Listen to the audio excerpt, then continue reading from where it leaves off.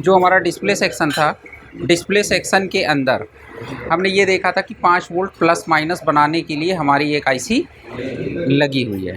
ठीक, अभी क्या होगा कि डिस्प्ले सेक्शन के अंदर 5 वोल्ट प्लस माइनस तो बन जाएंगे।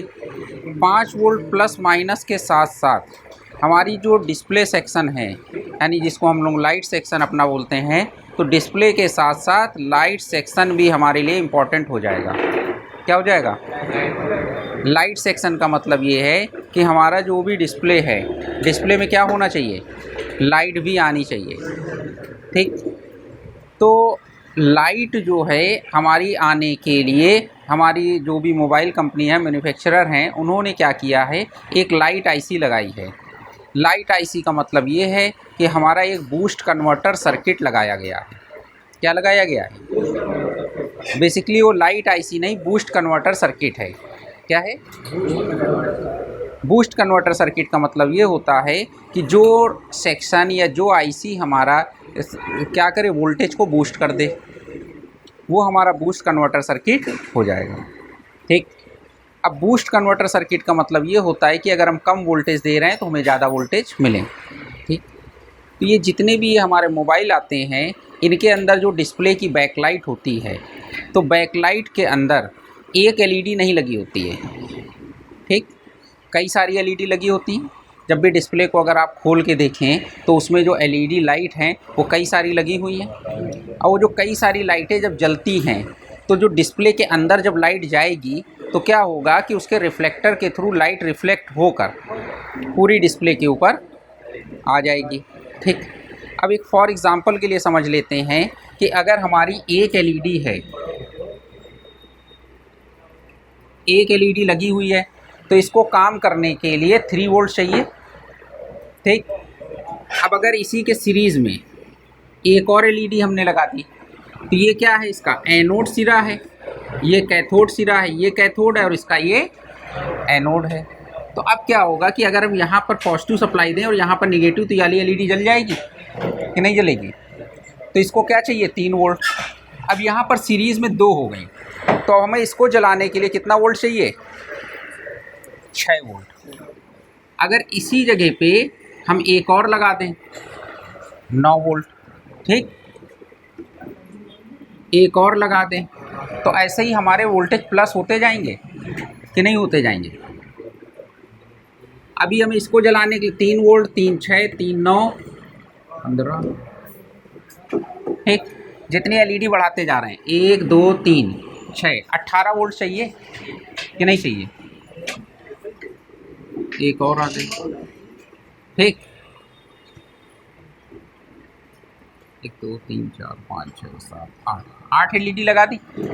अब कितने चाहिए? 24 वोल्ट चाहिए। अब हमारे मोबाइल में या तो बैटरी या चार्जर, 2 ही चीज़ें लगाते हैं, और जो कॉन्टिन्यूस लगाते हैं वो बैटरी लगाते हैं। तो बैटरी हमारी 3.7 वोल्ट की होती है कि नहीं होती है? तो अब हमें वोल्टेज क्या चाहिए? 24 वोल्ट चाहिए, अगर ये एलईडी को हमको जलाना है। तो अगर इस एलईडी को जलाना है तो हमें 24 वोल्ट चाहिए होंगे। अब 24 वोल्ट जो बनेंगे वो हमारे बनेंगे बूस्ट कन्वर्टर सर्किट से। किससे बनेंगे? जो बूस्ट कन्वर्टर सर्किट होता है वो कुछ इस तरीके से होता है कि अगर हमारी ये एक कॉइल है, मान लीजिए, या जनरल अभी हम बूस्ट कन्वर्टर सर्किट की बात कर लें, ये हमने एक कॉइल लगाई। क्या लगाया? इस पे हमने पॉजिटिव सप्लाई दी, ठीक, और यहाँ पर ये इसकी निगेटिव लाइन है। कौन सी लाइन हो गई? निगेटिव लाइन है। यहाँ पर हमने एक कैपेसिटर लगा दिया। तो ये तो मान के चलिए कि अगर हमने यहाँ पर डीसी दी है, पॉजिटिव निगेटिव दी है, इसका मतलब डीसी दी है, तो ये डीसी को तो पास कर देता है कि नहीं करता है? तो कोई दिक्कत नहीं। अगर एसी कुछ होगा तो उसको ये फ़िल्टर करेगा। अगर यहाँ पर भी डीसी को तो ये पास करेगा नहीं। अगर कुछ एसी होगी तो वो वापस नीचे चली जाएगी, तो ये भी फिल्ट्रेशन का काम करेगा। तो अगर हम जनरल ये कंडीशन देखें तो ये तो हमारा फ़िल्टर है, ठीक। लेकिन अगर इसी जगह पर हम क्या करें और इसके बीच में यहाँ पर क्या लगा दें? एक स्विच लगा दें। क्या लगा दें? स्विच लगा दें। अब अगर हमने ये स्विच लगा दिया तो स्विच लगाने के बाद अगर जैसे ही हम इस स्विच को ऑन करेंगे, क्या करेंगे, तो ये जो ऊपर के वोल्टेज से नीचे आ जाएंगे कि नहीं आ जाएंगे? उस टाइम पे यहाँ पर क्या हो जाएगा, ज़ीरो हो जाएगा कि नहीं होगा? हो जाएगा ज़ीरो। और फिर जैसे ही हम छोड़ेंगे फिर से यहाँ पर हमारे वोल्टेज आ जाएंगे कि नहीं आ जाएंगे? तो अगर हमने जिस टाइम पे इसको स्विच को दबा दिया तो ये ज़ीरो हो गया, और जिस टाइम पे स्विच को छोड़ दिया ये फिर से वोल्टेज आ गए।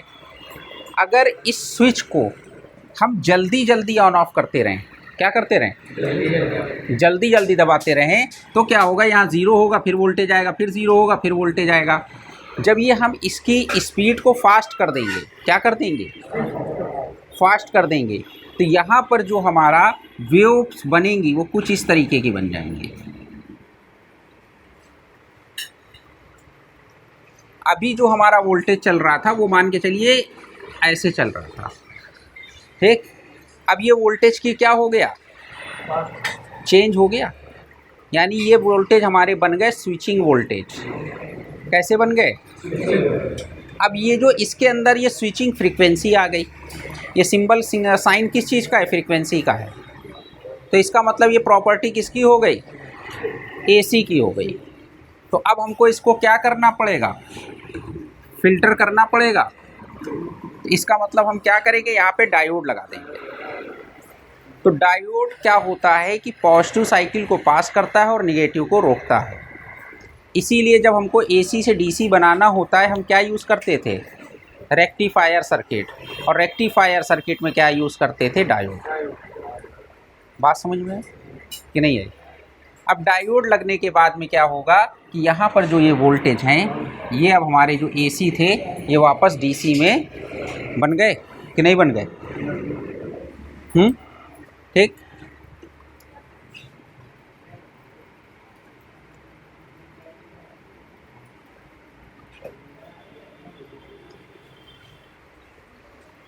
अब होगा क्या, होगा ये कि जब हम यहाँ पर मान के चलिए, अभी हमने ये कैपेसिटर क्या है कि यहाँ पर, यहाँ से हटा दी, यहाँ लगाया, ठीक है। अब बात समझिएगा। अब हमने यहाँ पर ये कॉइल के बाद में एक स्विच लगा दिया, क्या लगाया, स्विच जब हम ऑन करेंगे तो ये ज़ीरो हो जाएगा, जिस टाइम मतलब स्विच जिस टाइम पे दबाएंगे तो ज़ीरो, और जिस टाइम पे छोड़ेंगे तो फिर से वोल्टेज। और अगर हम ये बार बार कर रहे हैं तो यहाँ पर वोल्टेज हमारी ये बन जाएंगे। जब ये बन जाएंगे तो जिस टाइम पर यहाँ पर ये ज़ीरो होगा उस टाइम पे कोई वोल्टेज यहाँ से पास होंगे, नहीं होंगे। जिस टाइम पे यहाँ पे पॉजिटिव साइकिल आएगा वोल्टेज पास हो जाएंगे, हो जाएंगे। तो जब ये पॉजिटिव आगे चला जाएगा तो पॉजिटिव जब यहाँ पर आएगा तो वही पॉजिटिव यहाँ कैपेसिटर पे भी आएगा, तो हमारे कैपेसिटर चार्ज हो जाएंगे। क्या हो जाएंगे? और जितनी देर यहाँ से वोल्टेज नहीं आएंगे, सप्लाई नहीं आएगी, यानी ज़ीरो रहेगा, तो उस टाइम यहाँ पे भी तो ज़ीरो रहेगा। लेकिन उतनी देर, जितनी देर वो ज़ीरो रहेगा, ये जो कैपेसिटर हमारा चार्ज हो गया है ये वोल्टेज को आगे भेज देगा। तो जैसे ही कैपेसिटर ने वोल्टेज आगे भेजे, फिर से यहाँ से वोल्टेज आ गए, फिर कैपेसिटर चार्ज हुआ और फिर डिस्चार्ज हुआ। तो कैपेसिटर ने चार्ज को स्टोर और डिस्चार्ज किया। अगर ये कैपेसिटर ना होता तो क्या होता कि जितनी देर ये ज़ीरो रहता उतनी देर आगे वोल्टेज मिलते नहीं मिलते। तो इससे क्या हुआ कि जिस टाइम पे यहाँ से वोल्टेज आना बंद हुआ, किसने वोल्टेज दे दिया? कैपेसिटर ने। और ये कुछ मिली सेकेंड में होगा क्योंकि स्विचिंग हमारी फास्ट होगी, ठीक है ना भाई। जैसे आज के टाइम पे होता है बहुत सारी, अगर हम कोई इलेक्ट्रॉनिक डिवाइस या कोई एसएमपीएस या चार्जर, ठीक, आपने चार्जर को सप्लाई में लगा रखा है, ठीक है, और सप्लाई से आप हटा दीजिए, तो अगर उसके अंदर कोई एलईडी वगैरह लगी होती है तो थोड़ी देर तक जलती रहती है कि नहीं जलती रहती है, कुछ देर बाद बंद होती है। क्यों? क्योंकि ये बोलते हैं कि भैया अभी कैपेसिटर चार्ज है, जब तक वो डिस्चार्ज नहीं होगा वो लाइट जलती रहेगी। या अगर आपका कोई इलेक्ट्रॉनिक सर्किट है, एसएमपीएस है या चार्जर है, कुछ भी है, लैपटॉप का चार्जर हो या कोई, तो कुल मिला के ये वोल्टेज का सोर्स हो गया वीपीएस पावर, ठीक, वोल्टेज आ गए। अब ये जो वोल्टेज आए, अब हमें क्या करना है, एक कॉइल लगानी है और इस कॉइल के साथ में एक पिन कनेक्ट कर देनी है। ये पिन कौन सी हो जाएगी? स्विचिंग पिन हो जाएगी, जो कि स्विचिंग करेगी, ठीक। अब स्विचिंग होने के बाद में यहाँ पर स्विचिंग वोल्टेज बन जाएंगे अब ये स्विचिंग वोल्टेज के लिए हमने एक डायोड लगाएंगे। डायोड क्या करेगा, ये जो स्विचिंग वोल्टेज बने हैं, जो एसी की प्रॉपर्टीज़ आ गई है, इसको क्या कर दे, रेक्टिफाई कर दे, डीसी में कन्वर्ट कर दे। और उसके लिए साथ में हमें कैपेसिटर भी लगाना पड़ेगा। अब हम एक लगाएं या दो लगाएं, या ज़्यादा वैल्यू का एक कैपेसिटर लगा दें। ठीक।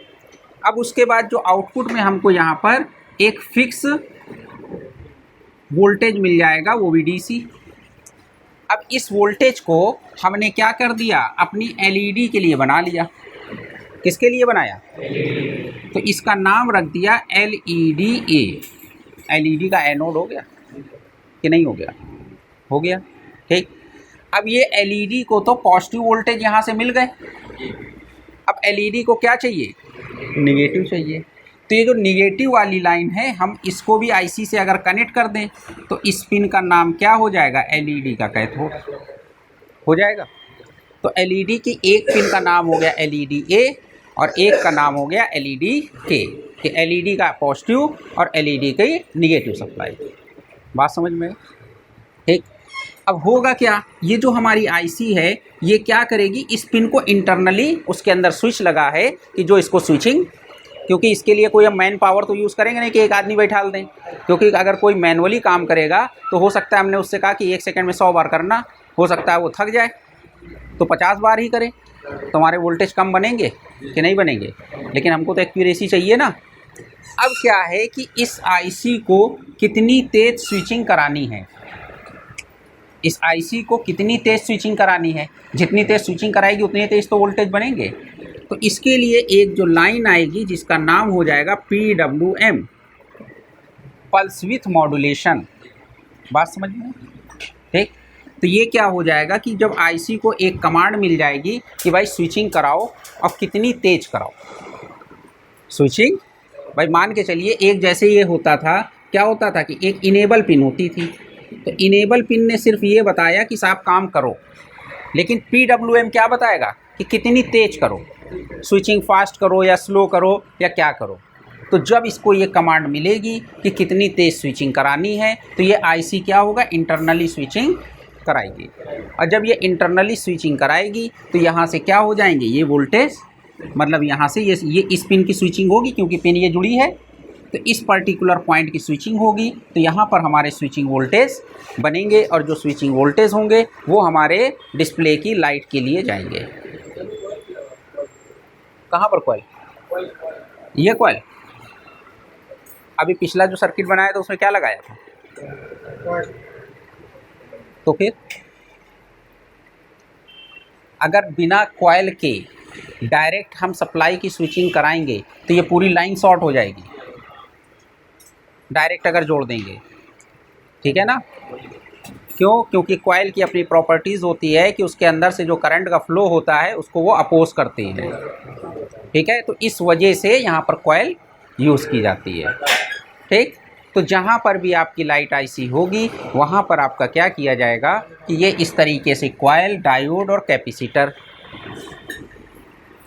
अब आपके पास में मोबाइल आ गया जिसमें डिस्प्ले में लाइट नहीं आ रही है, तो पहली तो चीज़ क्या है कि आप अपनी जो डिस्प्ले की लाइट सेक्शन है उसको चेक करने से पहले सबसे पहले ये देख लीजिए कि मल्टीमीटर को डायोड रेंज या कॉन्टिन्यूटी रेंज पे लगा के ये देखिए, डायोड के दोनों सिरों पे लगाइए। क्या लगाइए, दोनों सिरों पे लगाइए, और दोनों सिरों पे लगा के ये देखिए कि किसी भी साइड में बीप नहीं बजनी चाहिए। अगर मान लो यहाँ पर बीप बज गई तो इसका मतलब जो ये लाइट आईसी है, जो ये वोल्टेज बनाया इसने, तो इसके आगे कहीं शॉर्टिंग हो गई है। शॉर्टिंग का मतलब ये कैपेसिटर है, हो सकता है ये शॉर्ट हो गया हो या कुछ और भी हो सकता है, मतलब ज़्यादातर ये कैपेसिटर ही शॉर्ट हो जाता है। ठीक। तो ये लाइन जब अगर आगे शॉर्टिंग रहेगी तो ये आईसी वोल्टेज नहीं बनाएगी। क्यों, क्योंकि जैसे ही ये वोल्टेज बनाएगी ये आगे क्या डिटेक्ट कर लेगी कि उसका सारा करंट कंज्यूम हुआ जा रहा है, मतलब शॉर्टिंग डिटेक्ट करेगी। तो हम लोग ने इससे पहले भी बात करी थी कि जो भी हमारी पावर आईसी या अदर आईसियाँ होती हैं उनके इंटरनल जो है उनकी प्रोटेक्शन को बनाया जाता है, जो भी उसकी आईसी बनाने वाले हैं, कि जो क्या करती हैं, शॉर्ट सर्किट डिटेक्ट करेंगी, या अगर हाई करंट कंज्यूम हो रहा है तो उसको भी डिटेक्ट करके अपनी आईसी को ट्रिप करा देती हैं। बात समझ में आई कि नहीं आई। अब कंपनी अगर और एडवांस आईसी बनाना चाहे तो इसी आईसी में से जो वोल्टेज बने हैं इसको वापस अपने अंदर ले ले, तो ये उसका फीडबैक बन जाएगा उसने कितने वोल्टेज बनाए नहीं बनाए। अब ये कंपनी चाहे तो ठीक आगे वो भी देख लेंगे, वो भी चीज़ें हमको मिलेंगी। बात समझ में आई? ठीक है, अब इसको सर्किट डायग्राम में देख लेते हैं। अब इधर देख लीजिएगा, यहाँ पर हम लोगों ने जो ये 6 लेग की आईसी यूज़ की है, ये एमआई का 5A का सर्किट डायग्राम है। कितने लेग की आईसी है? 6 लेग की आईसी है। यहाँ पर लिख दिया एलईडी ड्राइवर SGM 3733। कुल मिला के ये 6 लेग की आईसी लगी हुई है हमारी। ठीक, जो 6 लेग की आईसी है इसके अंदर एक देखो यहाँ पर क्या है, VPS पावर है। तो ये VPS पावर जो आ रही वो कैसे आ रही? एक कॉइल के थ्रू आ रही है। तो अगर ये कॉइल हटा देंगे तो VPS पावर आना बंद हो जाएगी। तो ये VPS पावर कहाँ पर आ गई? Vin पे आ गई। यही वोल्टेज हमारे एक कॉइल के थ्रू आगे डायोड पे जा रहे हैं कि नहीं जा रहे हैं? डायग्राम में भी यही बना हुआ है। अब क्या होगा कि ये जो कॉइल से वोल्टेज निकलेंगे, हमें इस पिन की क्या करनी है? स्विचिंग करानी है। क्या करानी है? स्विचिंग करानी है। तो जो स्विचिंग कराने वाली पिन कौन सी है? 4 नंबर। इसका मतलब 6 नंबर पिन पे VPS पावर आनी चाहिए। जब 6 नंबर पे VPS पावर आएगी तो कॉइल के थ्रू यही वोल्टेज कहाँ पर आएंगे? 4 नंबर पिन पे। तो जिसको हम लोग जनरली रिपेयरिंग लाइन में इसको बोलते हैं, ये इसको लाइट आईसी और इसको लाइट कॉइल बोल देते हैं। क्या बोलते हैं? ये 10 माइक्रो हेनरी की है। तो अगर किसी मॉडल में ये कॉइल अगर हमारी ख़राब हो जाती है तो हमें क्या करना होगा कि 10 माइक्रो हेनरी की ही कॉइल लगानी होगी। बात समझ में है?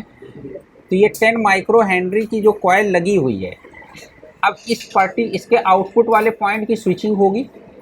स्विचिंग कौन कराएगा? आईसी कराएगी।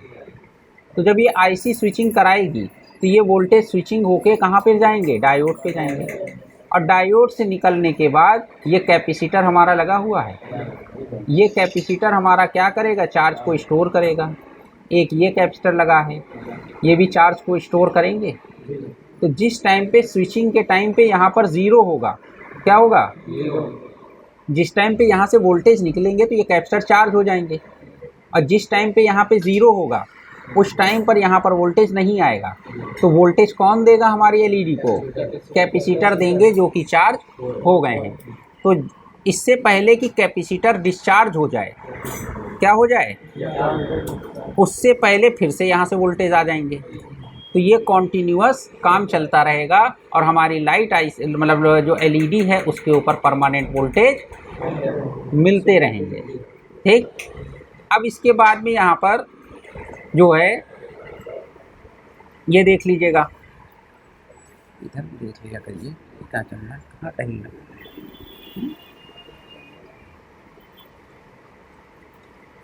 उसके बाद में यहाँ पर हमारी एक कंट्रोल पिन है। ये कंट्रोल पिन हमारी कहीं ना कहीं से कंट्रोल होगी। अब कंट्रोल होने के लिए 2 ऑप्शन यहाँ पर दिए इन्होंने। एक क्या दिया? LCD PWM और एक दिया है PWM आउट। ठीक, तो अब LCD PWM पे यहाँ पर क्या लिखा है? NF लिखा है। ये यानी ये वाला रेजिस्टेंस हमारा नहीं लगा होगा। तो हमारा PWM आउट कहीं ना कहीं से आ रहा है। तो वो PWM आउट जो आएगा वो इसकी कंट्रोल पिन के ऊपर आएगा जो इसको PWM सिग्नल देगा।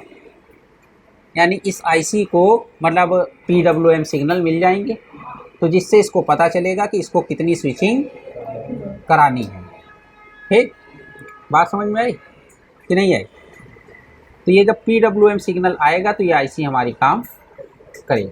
ठीक, तो यहाँ पर जो PWM सिग्नल है अगर हम इसको ट्रेस करना चाहें कि ये हमारा कहाँ से आ रहा है, तो ये PWM हमारा PM8937, यानी ये हमारा सिग्नल आ रहा है कहाँ से?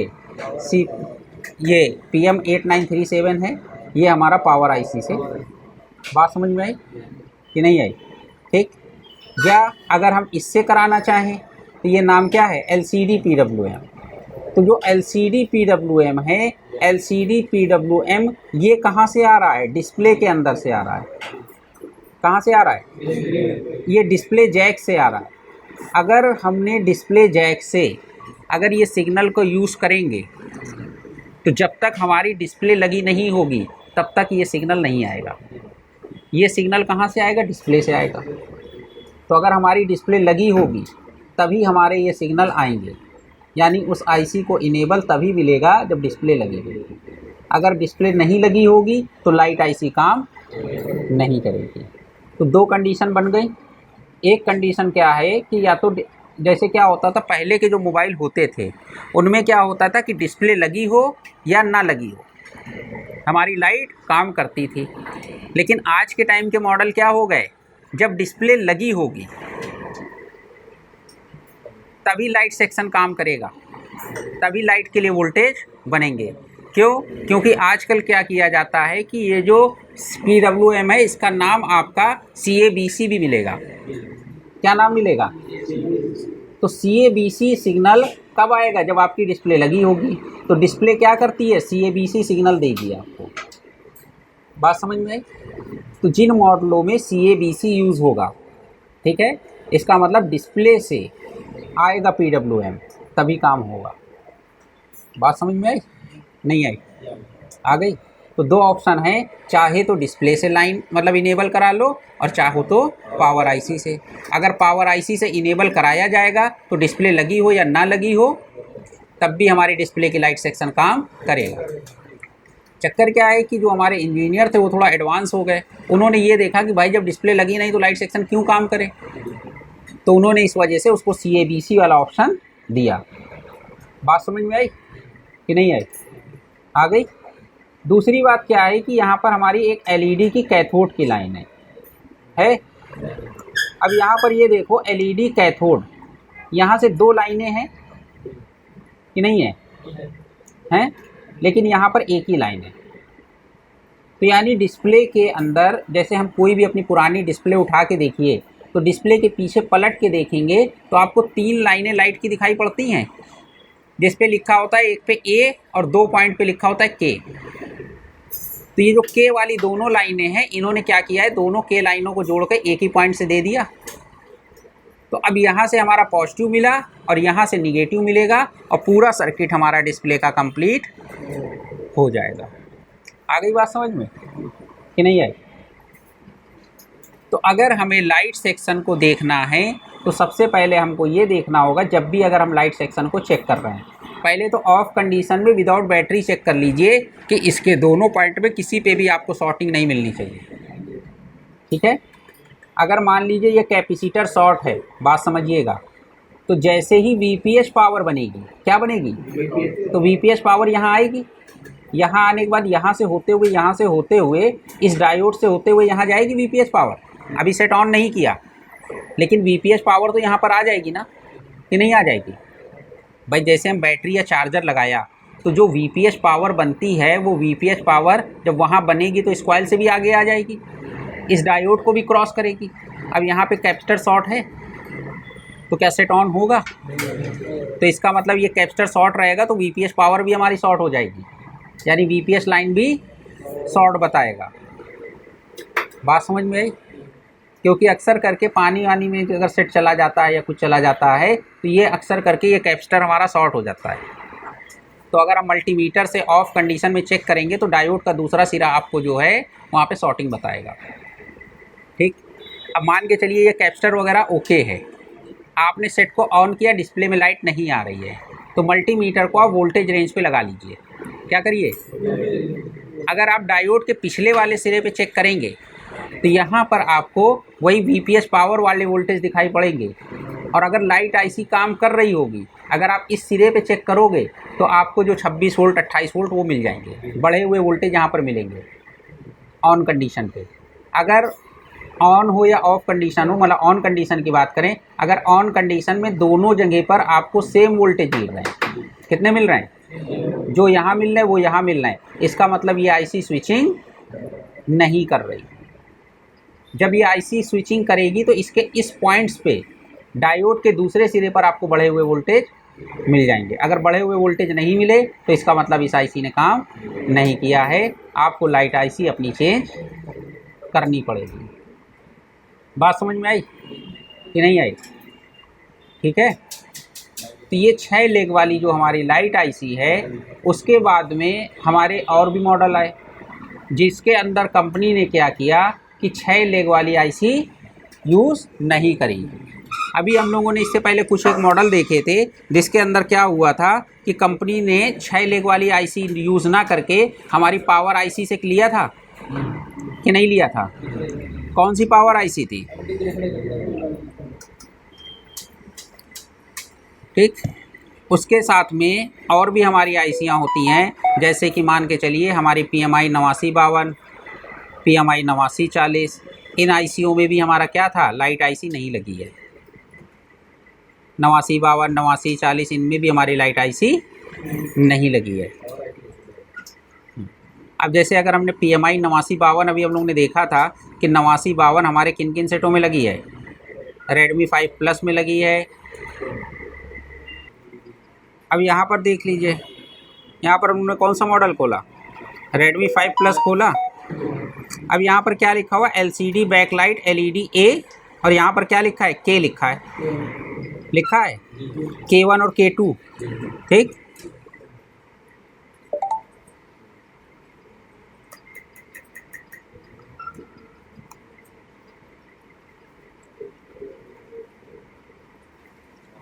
अब इधर देखो, अब यहाँ पर क्या आया, VPH पावर आई कॉइल के एक सिरे पे। अब कॉइल का दूसरे सिरे पे क्या होना चाहिए, स्विचिंग होना चाहिए कि नहीं होना चाहिए। तो ये सिरा क्या होगा, स्विचिंग होगा। तो स्विचिंग होते ही इस डायोड पे क्या होगा, स्विचिंग वोल्टेज बन जाएंगे कि नहीं बन जाएंगे। अब डायोड क्या करेगा, जो स्विचिंग वोल्टेज बनेंगे, इस स्विचिंग वोल्टेज को क्या करेगा, रेक्टिफाई कर देगा। रेक्टिफाई करने के बाद में ये कैपेसिटर जो है हमारा क्या होगा, चार्ज हो जाएगा। तो ये जो कैपेसिटर हमारा चार्ज होगा, तो ये कैपेसिटर जिस टाइम पर स्विचिंग नहीं होगी उस टाइम पे वोल्टेज आगे दे देगा। तो ये बन गए हमारे वोल्टेज। तो कुल मिला के लाइट आईसी के लिए हमको क्या चाहिए, एक आईसी चाहिए, एक कॉइल चाहिए, एक डायोड चाहिए और एक कैपेसिटर चाहिए। तो मिल रहा है इसको कि नहीं मिल रहा है। तो आईसी तो हमारी ये हो गई, कॉइल हमारी ये हो गई, डायोड हमारी ये हो गई और कैपेसिटर हमारा ये हो गया। बात समझ में आई। अब एलईडी की कैथोड वाली 2 लाइनें हैं, वो निकल के वापस इसके अंदर आ रही हैं कि नहीं आ रही, आ रही। ठीक, तो यहाँ पर हमारी ये लाइट काम करेगी।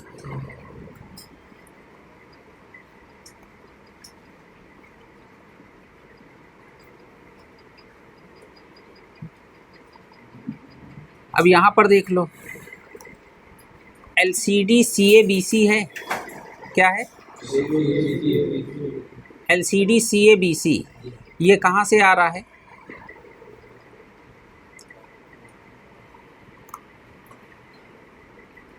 डिस्प्ले कनेक्टर से आ रहा है कि नहीं आ रहा है। इसका मतलब जब हम मोबाइल में अपने डिस्प्ले लगा देंगे तो डिस्प्ले लगाने के बाद में हमारी जो आईसी है उसको एक CABC सिग्नल मिलेगा जो कि डिस्प्ले की लाइट को इनेबल करा देगा कि डिस्प्ले की लाइट बने। तो हमारी आईसी को, अब ये लाइट आईसी छोटी सी तो रही नहीं, छोटी हो या बड़ी हो, कुल मिला के इसको CABC सिग्नल मिल गया। तो जब CABC सिग्नल मिलना ज़रूरी है हमारी पावर आईसी को कि नहीं मिलना ज़रूरी है, तो पावर आईसी को जब हम डिस्प्ले लगाएंगे तो CABC सिग्नल मिल जाएगा। ठीक, तो CABC सिग्नल मिल जाएगा तो हमारी जो आईसी है वो क्या करेगी, डिस्प्ले के लिए लाइट बना देगी। बात समझ में। ठीक, तो जब डिस्प्ले के लिए हमारी लाइट बन जाएगी तो वो आगे की हमारी जो अपनी कॉइल है, ठीक,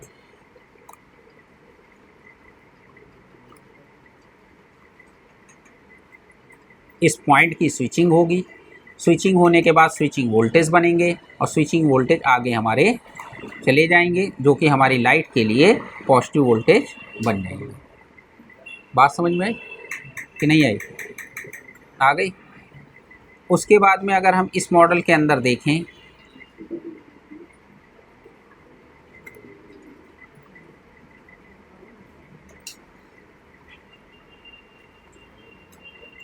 एक चीज़ यहाँ पर और देख लो, यहाँ पर लिखा है LCD VSP और LCD VSN। क्या लिखा है, VSP और VSN का क्या मतलब निकल के आया? 5 वोल्ट प्लस और माइनस, क्या चीज़? तो जो ये 5 वोल्ट प्लस और माइनस हैं वो भी कौन बना रहा है? पावर आईसी बना रहे। तो इसका मतलब इस मॉडल के अंदर लाइट आईसी भी इसी के अंदर आ गई और 5 वोल्ट प्लस माइनस वाली आईसी भी इसी के अंदर आ गई। तो ये आईसी हमारी 5 वोल्ट प्लस माइनस भी बनाएगी और साथ में डिस्प्ले के लिए बैकलाइट भी बनाएगी। बात समझ में आई?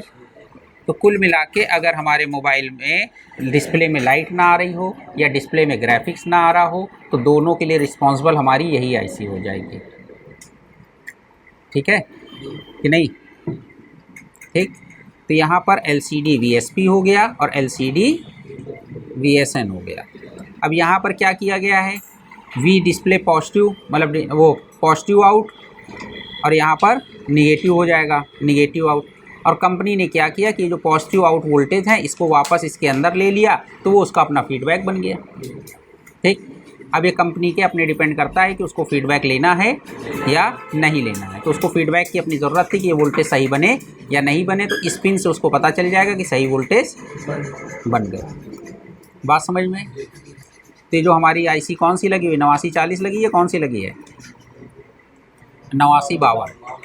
तो अगर PMI 8952 या PMI 8940 लगी हो तो इसका मतलब उस सेट में लाइट आईसी नहीं लगी होगी। बात समझ में? लाइट सेक्शन तो है लेकिन लाइट सेक्शन कहाँ पर हो जाएगा? Power IC. ठीक। बात समझ में आई? तो हम जब रिपेयरिंग करेंगे, लाइट प्रॉब्लम को सॉल्व करेंगे तो हमको मालूम होना चाहिए कि उसमें आईसी लगी है या उसके अंदर किस आईसी से कंट्रोल है। मतलब कुल मिला के कहीं ना कहीं से तो कंट्रोल होगा, चाहे तो कंपनी अलग से आईसी लगाए या किसी एक आईसी के अंदर ही लगा सकती है। हो गया कि नहीं हो गया? तो बेसिक कॉन्सेप्ट लाइट आईसी का ये हमेशा दिमाग में लेके चलो कि एक हमारी क्या होगी? कॉइल होगी, एक डायोड होगी और एक हमारा कैपेसिटर होगा। लाइट सेक्शन के लिए ये 3 इंपॉर्टेंट चीज़ें हैं जो आउटपुट के लिए, बाकी तो उस आईसी को काम करना चाहिए। कभी कभी क्या होता है कि ये जो हमारी लाइट आईसी के साथ में जो कॉइल लगी होती है 10 माइक्रो हेनरी वाली, ये कई बार शॉर्ट भी हो जाती है। क्या होती है? शॉर्ट हो जाएगी तो भी हमारे लाइट के वोल्टेज नहीं बनेंगे। अब इस मॉडल के अंदर भी देखिए कितनी हेनरी की कॉइल लगी है? 10 माइक्रो हेनरी। तो अगर ये कॉइल अगर हमारी ख़राब हो जाए तो दूसरे किसी भी मॉडल से हम 10 माइक्रो हेनरी की कॉइल को लगा सकते हैं। बात समझ में आई? तो हमें ये फोकस कर लेना है कि इस मॉडल में जो कॉइल लगी है वो कितने माइक्रो हेनरी की लगी है।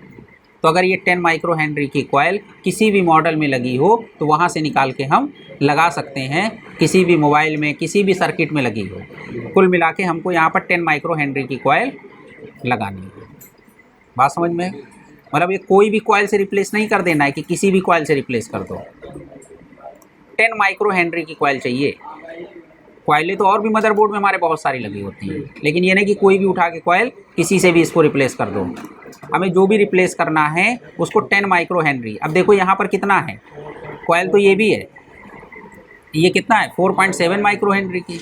तो कहने कि साहब कॉइल ख़राब है, कोई भी कॉइल लगा दो। बात समझ में आई ना? तो ऐसा नहीं है, हमको ये देख लेना है कि क्या कॉइल की वैल्यू क्या है।